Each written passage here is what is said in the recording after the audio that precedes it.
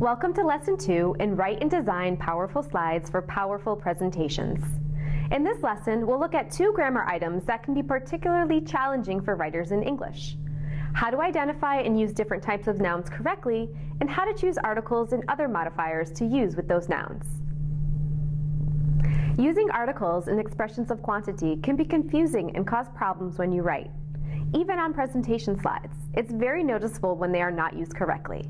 So you want to be careful when you use them and avoid problems for your readers. Let's look at ways to do that. Before we choose the article that we want to use with a noun, we have to decide what kind of noun it is. Is it count or non-count? So we'll begin this lesson by looking at count and non-count nouns. Count nouns, the majority of nouns, are easy. As you know, nouns represent people, places, and things. Any noun that you can count, 1, 2, 100, 300, is a count noun. Count nouns can be singular or plural. One new customer walks in the store every hour. 200 customers shop here every day. A noun that you cannot count is a non-count noun. Non-count nouns are always singular. How do we decide if a noun is count or non-count? That's the trick. As English speakers, you are already using lots of non-count nouns when you speak and write. Here are a list of some nouns. Which ones are non-count nouns? These are non-count. That means that these words cannot be used in the plural form. The more you speak, read, and write in English, the more familiar you'll become with non-count nouns. But there are ways to classify non-count nouns that can help you decide if a noun is non-count. A very common non-count classification is whole groups. So while a desk, a chair, and a table are count nouns, the name of the group they belong to, furniture, is non-count. Other groups include jewelry, machinery, management, traffic, and money. Abstract concepts are another large classification. There are many of these, including courage, intelligence, luck, peace, and advice, and they are all non-count nouns. Solids, liquids, gases, and particles can also be non-count nouns. Gold, silver, and wood are solids. Water, oil, and blood are liquids. Air, smoke, pollution, oxygen are gases, and rice, sand, dust, and dirt are particles. Activities can also be non-count. These include work, homework, reading, writing, and exercise. Finally, natural events like weather, lightning, thunder, sunshine, and heat are non-count. As I mentioned earlier, non-count nouns are always singular, and as I hope you remember from our look at subject-verb agreement in Module 2, singular nouns require a singular verb. That includes non-count nouns. So when you include non-count nouns in your slides and other writing, be sure that they have singular verbs. And what about these sentences? Are they correct? B and C are correct, but A is wrong. Management is non-count, and so want needs an S at the end. Let's look at some more sentences. Now that we understand nouns better, we're going to take a look at the articles. Once you know if a noun is count or non-count, you can choose whether to use an article, an expression of quantity, or nothing with it. So, how do we do that? We'll look at singular count nouns first. Every time you use a singular count noun, you must put an article or something else before it. Singular count nouns never appear alone. Let's look at choosing among the articles. A or un is an easy choice. A and un basically means one. We use un with singular count nouns that begin with a vowel. That's A, E, I, O, and U. And a with other singular count nouns. She's a customer. He's a manager. If you want to add adjectives with your nouns, put the article in front of the adjective like this. She's a valuable customer. He's a good manager. Now, what's the difference between using a, un, or the? Generally, we use a or un the first time you mention the noun or when it is not specific.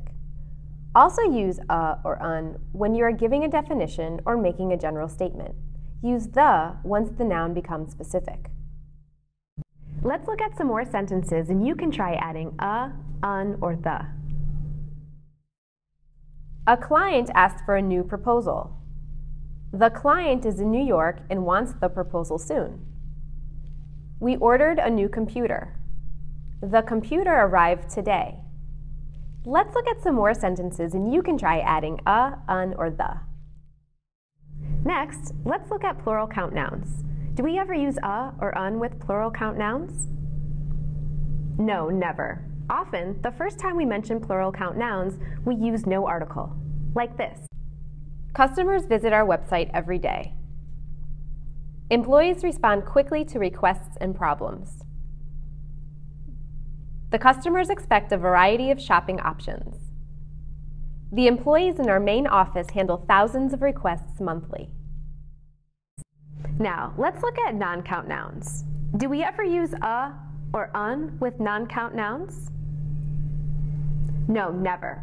And also, like plural count nouns, the first time we mention non-count nouns, we use no article.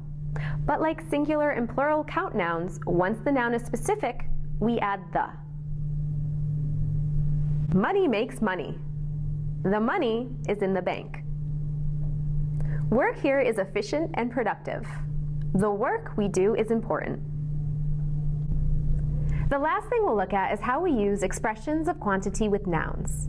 Expressions of quantity describe amounts. We use them with both count and non-count nouns. All of the computers feature excellent software. All of the software is up to date and easy to use. None of the stores are open after 10 p.m. None of the furniture requires special care. When you use these expressions, watch out for subject-verb agreement. Remember that non-count always uses a singular verb form. Why don't you give it a try? Choose the correct verb in the following sentences. Well done! Now it's time to review. In this lesson, we looked at how to identify and use different types of nouns correctly, and how to choose articles and other expressions of quantity to use with the nouns. When using these modifiers, follow these guidelines. Number 1, decide if a noun is count or non-count. Number 2, count nouns can be singular or plural. Non-count nouns are always singular. Number 3, use an article or something else before all singular count nouns. Number 4, use a and un the first time you mention the noun or when it is not specific. Use the second time you mention the name, once the noun becomes specific. Number 5, use expressions of quantity to describe both count and non-count nouns. Number 6, check your slides and other documents carefully for accuracy. This is our last lesson in this module and the end of our course, Better Business Writing in English. As with all of our modules, I urge you to review the resource materials and plan and write your final assessment carefully. Amalia and I have really enjoyed teaching this course. We hope that you've learned enough through this course to help you improve your business English writing right away. And we wish you lots of success as you continue to write in English to build your businesses and your careers. Thank you and goodbye from all of us at the Georgia Tech Language Institute.